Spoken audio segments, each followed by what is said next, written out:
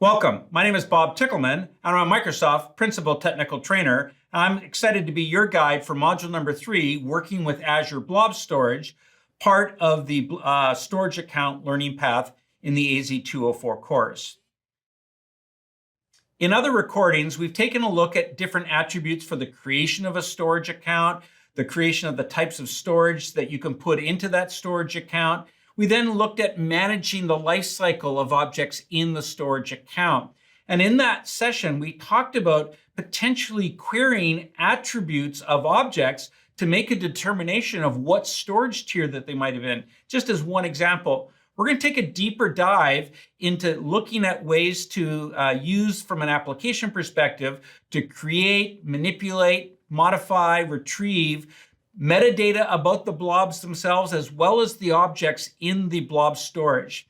And we've got a set of .NET and REST APIs that you're going to be able to use that we'll do small examples of in the recording of how to be able to do this. So when you take a look at Azure Storage, along with every other object inside of Azure, we have a set of libraries that you have available to be able to access those Azure resources, whether they be app service plans, AKS solutions, whether they be IaaS infrastructure. All of them are going to be made available either through a REST API or some client library that you're going to be able to access it. You'll see that at the time of this recording that we've got a relatively new version to handle some of the newer features that are available in the new versions of storage accounts. If you take a look at the recording on lifecycle management, we talked about the feature of moving things from hot to cool to cold. Some older versions may not have the APIs or the libraries to handle all those features. So we do recommend that you use the most current versions to be able to do this management. Taking a look at an example of a client library to get in and look at either the metadata at the container level or the blob levels. If you remember from the other recordings where we take a look at the creation of a storage account, you have a storage account that had a URL structure that it followed with a storage account name. It then had the blob.core.windows.net. And we didn't talk too much about the other types of storage. Remember, we had blob storage, we had file shares, we had tables and queues. They follow a very strict structure. And I'll show that to you on the next couple of screens so that you can see that structure. Then it falls into, in the case of blobs, the container name, and you can access the entire container to enumerate the attributes and maybe pull back all the current objects in that container. You could go to the individual blobs and retrieve just the blobs, or maybe blobs that had metadata that says the kind of blob that's in there and pull back just those blobs that you're working with. So there's a lot of reasons to be able to programmatically retrieve everything in a container in a storage account, routine specific or unique objects within the container within that storage account, and we have libraries and the specific values that would allow that to take place. Taking a look at an example here, you can use it to create a client object within the container. And so there's that URI that is going to be then passed, looking at the libraries to be able to access this information. Now, whether it's the creation of the object or maybe manipulation of attributes of the object, all of them are going to be capable for you to be able to work with. And you'll see that on the next screen when we take a look at things like get properties. And this goes back to that example that I showed you in the lifecycle management recording, where yes, you could create either graphically or through some template a lifecycle management that said, based on the last day that this object was accessed, if it's greater than 30 days, so you're going to look at the property, the last time it was accessed, or maybe the last time it was changed or modified, I'm going to then potentially do something with this. So there's lots of reasons to go through and query, not just for the object itself, but some metadata about the object that you're trying to get some information about. And it goes back to the one example that I talked about in that lifecycle management. You really might want to include the capability to look to see if an object is marked as archive. If you recall, or if you haven't seen that recording, go watch it. In the lifecycle management, we talk about the 4 stages of hot, cool, or cold. All of those are nearly instantaneously accessible. They have different performance perspective based on the type of drive IOPS that you're working with and throughputs.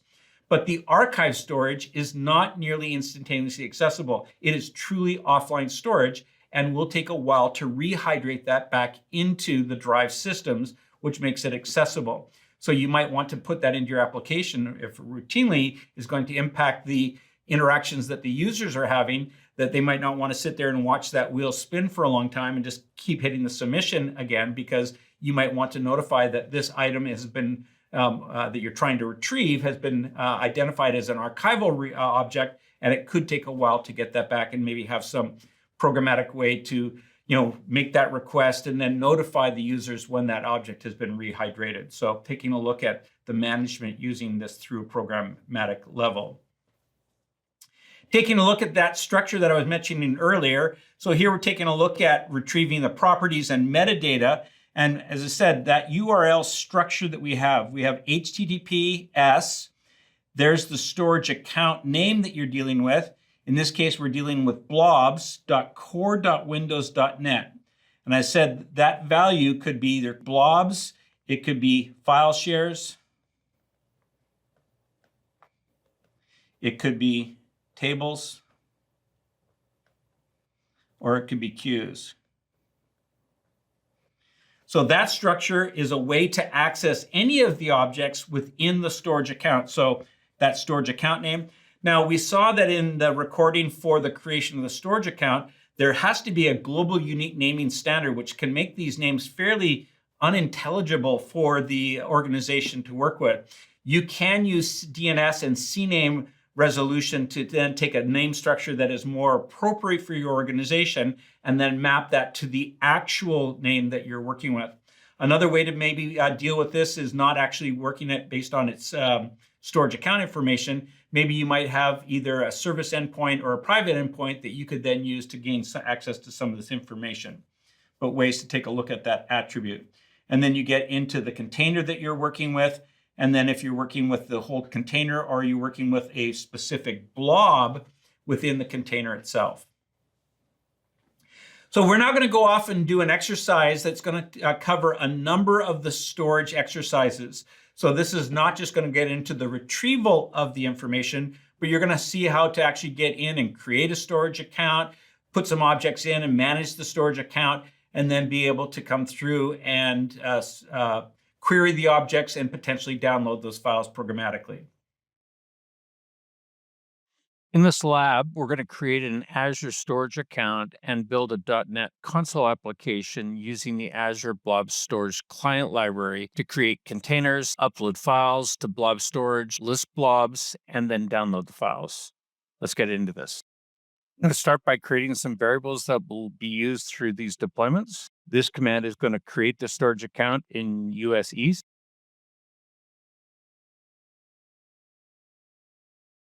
This command is going to retrieve a user principal name from an account, and this is going to represent who the role will be assigned to.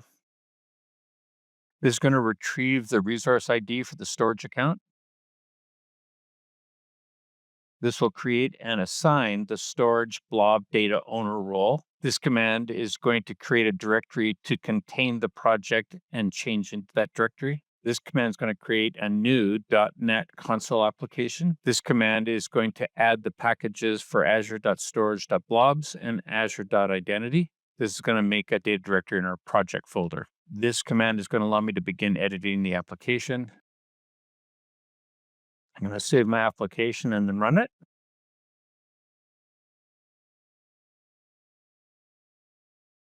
Just walking through the application is now creating the container. It's creating a local file for upload to the blob storage.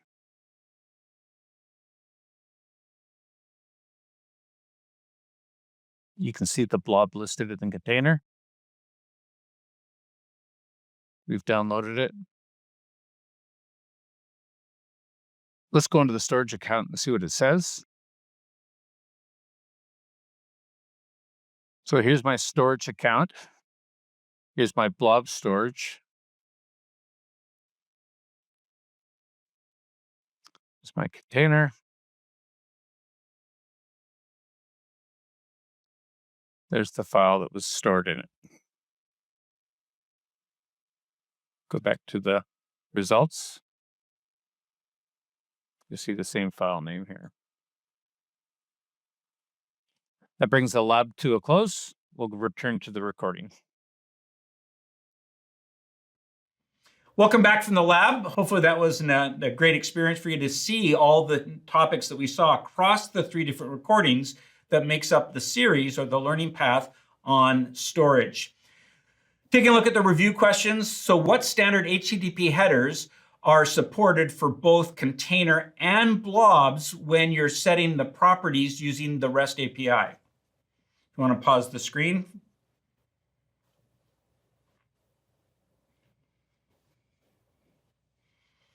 So welcome back. So as the last modified was the one that you're looking for to be able to do both the container and the blobs. It's the same attribute that you're looking for.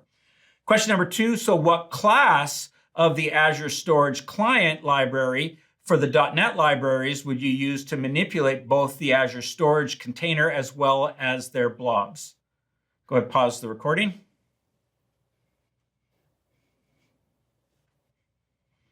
And we actually showed that that's the blob container client that would do that for you. Closing out module number 3, where we took a look at using REST APIs or the libraries that you have available to manipulate attributes or the objects themselves, we saw that you could now do this all programmatically. You can do it through the graphical interface, of course, but we saw that we had these libraries to manage the storage objects within your storage account. You can manage the properties. You can use them to identify their lifecycle. We saw an entire library capability for you to be able to do this all programmatically for anything that you might want to do with either the storage account, the containers, or the objects within those containers.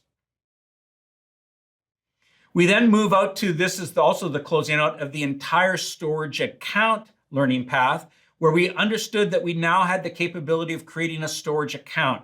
That storage account is a regionally based unit of storage. What I mean is you have to create that storage account in a specific region and know that all storage capabilities are not available in all regions. And we saw that that storage unit was a thing that indicated the type of storage. Was it blob storage, or what also called containers? Was it file shares? Was there tables, and was there queue capabilities? What type of replication did they have? Was it LRS, ZRS, GRS, GZRS that you're working with? So we had all those different capabilities from a storage. We had, was it standard or premium capabilities that you're working with? We had features that you could contribute or you could configure on the attributes for things like soft deletes of the containers or the blobs. We had version control that allowed you to have multiple versions of an object that you could then track and go back to previous versions. So we had a lot of features around the storage account itself and its creation. We then took a look at, in module number 2, the management of the lifecycle of the objects inside of the storage account to potentially get some benefits of cost savings of the different storage tiers of hot, cool, and cold. Those are all nearly instantaneous. And while there may be some cost benefits from a storage benefit, from an application perspective, I'd be very careful because moving things from a storage account, we talked about it in that recording, doesn't get you any benefit unless you're in there for an entire billing cycle. So yes, you want to be able to potentially move files if they're used infrequently to a cheaper storage, and we had a lifecycle management that could do that. And we closed out with this module that talked about your ability to programmatically interact with these objects, whether it be the storage account, whether it be the containers, or whether it be the blobs, the individual objects that exist in there. And you can even get back into the tables and the queues and file shares. We didn't cover them. We focused on blobs, but we have the ability to interact with all the objects in the storage account. So hopefully you understand what storage does for you, ways to be able to access that. I want to thank you for joining me in this recording, and I look forward to seeing you in another recording.